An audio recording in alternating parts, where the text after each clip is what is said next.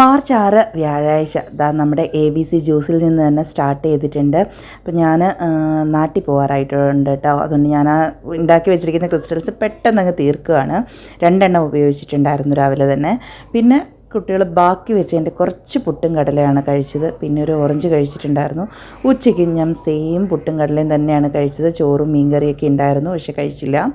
പിന്നെ വൈകുന്നേരം സെയിം കടല നമ്മൾ എണ്ണയിലൊന്നും ഉപ്പിട്ട് ജസ്റ്റ് പുഴുങ്ങിയത് മാത്രമാണ്.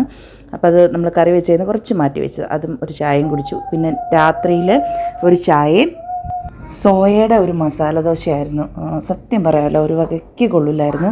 നമ്മൾ വെജ്മി റെസ്റ്റോറൻറ്റിൽ പോയിട്ടാണ് കഴിച്ചത് കേട്ടോ. സംഭവം വെർത്താണ്, നല്ല വിലക്കുറവാണ് അവിടെ. പക്ഷേ എനിക്ക് ആ ഒരു ഇത് ഇഷ്ടപ്പെട്ടില്ല.